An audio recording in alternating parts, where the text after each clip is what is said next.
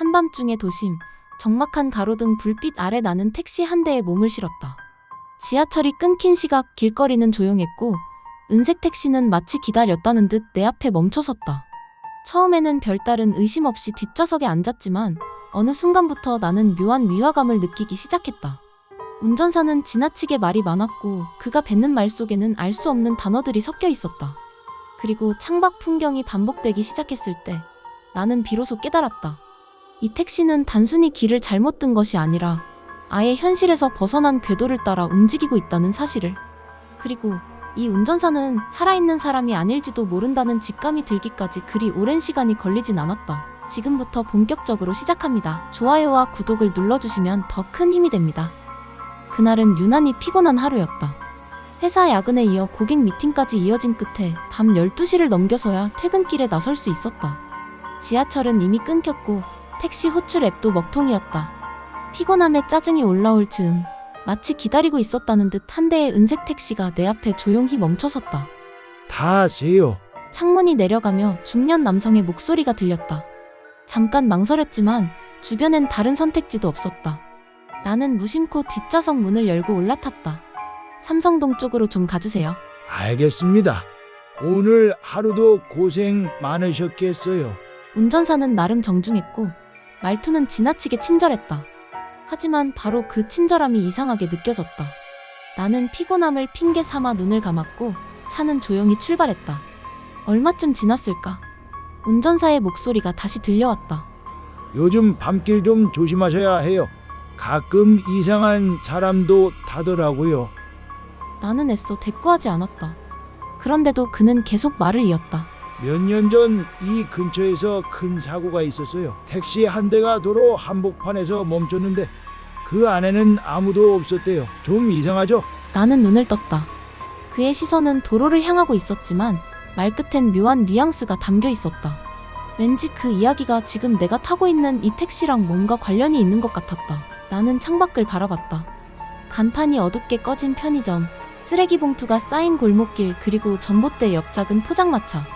잠깐, 저 골목 분명히 아까도 지나치지 않았나? 나는 휴대폰을 꺼냈다. 화면이 켜지지 않았다.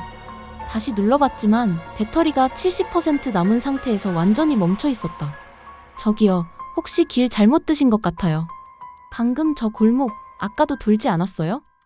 그랬나요? 제가 길에 좀 약해서 금방 빠져나갈게요. 그의 말투는 여전히 공손했지만 뒷거울에 비친 그의 눈빛은 어딘가 초점이 없었다. 무언가 의도적으로 반복되는 느낌. 나는 무의식적으로 손잡이를 만져봤지만 문은 이미 잠겨 있었다. 이쯤 되니 가슴 한켠에 묘한 불안이 밀려왔다. 기억이 퍼즐처럼 맞춰지기 시작했다.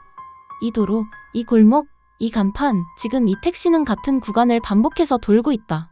그 사실을 인지하는 순간 나도 모르게 식은땀이 흘렀다. 내가 타고 있는 이 택시가 단순히 길을 헤매는 게 아니라는 직감이 들었다. 근데 이상하죠? 여긴 한참 전부터 공사 중이었을 텐데. 운전사가 갑자기 말했다.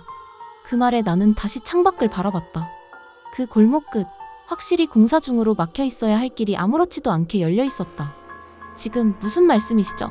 그 사고가 났던 골목도 이쯤이었어요. 정확히 이 길이었죠.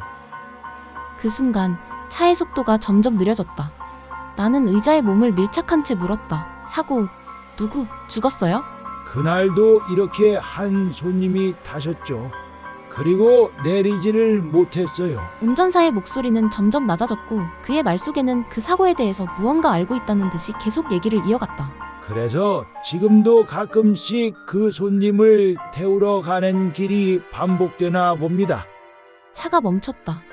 나는 고개를 들어 앞을 바라봤다. 그리고 숨이 멎었다.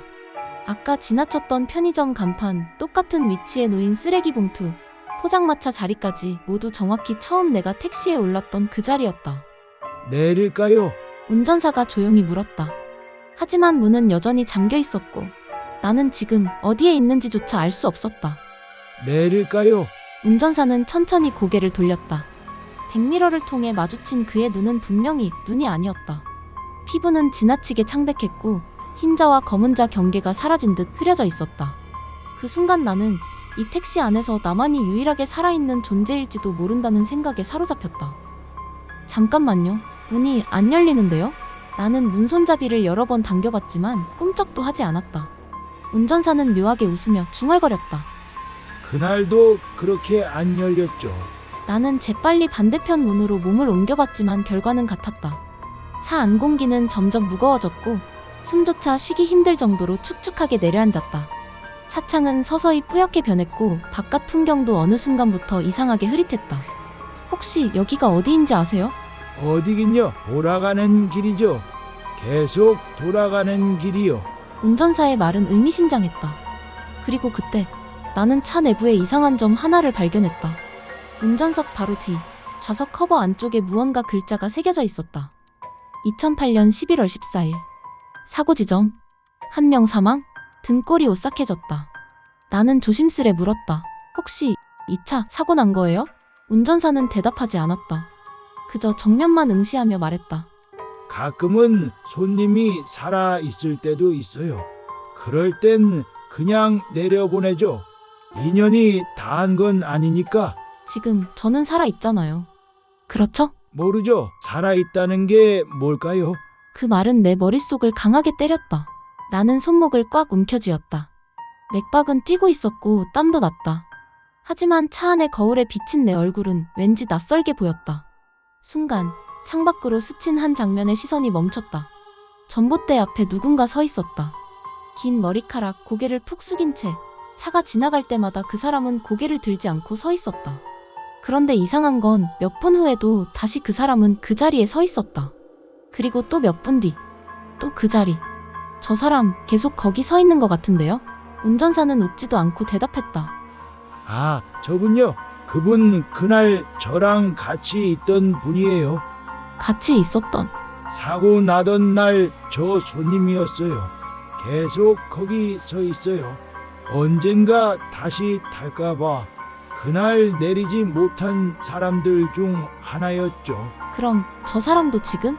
그 사람도 저처럼 기다리죠. 또 누군가 다 주길. 갑자기 차 안 라디오에서 정체불명의 방송이 흘러나왔다. 채널도 없고 주파수도 보이지 않는 검은 화면에선 낡은 목소리 하나만 반복됐다. 그날 탑승자 중 한 명은 살아 돌아왔습니다. 하지만 다시 돌아오겠다고 약속했죠. 그 순간 나는 백미러 너머로 다시 한번 운전사의 눈을 바라봤다. 그 눈 속엔 내가 앉아있는 뒷좌석이 고스란히 담겨 있었다. 마치 이미 이 자리에서 수없이 많은 이들이 앉아있었고 그들 중 몇은 다시 돌아온 것처럼. 왜 계속 이런 일을 하세요? 선택이 없으니까요. 그날 내가 사고 낸 게 아니었거든요. 내가 죽은 것도 아니고 안 죽은 것도 아니고 여기에 그냥 붙잡혀 있는 거예요. 그럼 전요? 전 왜 태우셨어요? 그건 당신이 원했으니까. 나는 그 말이 무슨 의미인지 곱씹었다. 원했다니 내가? 그 순간 머릿속 어딘가에서 오래된 기억 하나가 떠올랐다. 그날도 나는 밤늦게 퇴근하고 있었고 택시를 기다리다가 갑자기 차가 지나쳤다. 그 차는 그대로 멈춰섰고 내가 탔던 그 은색 택시. 그때 분명히 그때도 이 운전사였다. 설마 그때 벌써 한번 이 택시를 탔던 건가요? 운전사는 대답하지 않았다. 그저 도로 한가운데를 그대로 돌고 돌며 조용히 내 쪽으로 100m만 기울였다. 그리고 말했다. 이제 내려야죠. 이미 한 바퀴 돌았잖아요. 나는 다시 한번 문손잡이를 잡았다. 이번에는 열릴까? 조심스레 힘을 줘 당기자 손잡이는 찰칵 소리와 함께 약간 움직였다. 창밖으로는 낡은 육교와 작은 버스 정류장이 보였다. 거기엔 누군가 서 있었다. 이번엔 정면을 응시하고 있었다. 검은 외투, 고개를 들고 나를 바라보는 그 얼굴. 익숙한 듯 낯선 얼굴이었다. 어디서 본 적이 있다. 바로 내 얼굴이었다. 그 사람은 확실히 나였다. 정확히 내 얼굴. 내가 아는 표정. 내가 알고 있는 고개 각도, 그리고 내가 매일 아침 거울 속에서 마주하는 바로 그 시선. 그 얼굴이 정류장 옆 가로등 불빛 아래 조용히 나를 보고 있었다. 문이 열렸다. 운전사는 조용히 말했다. 이제 결정하셔야죠. 결정? 내릴지 계속 탈지 둘 중 하나예요.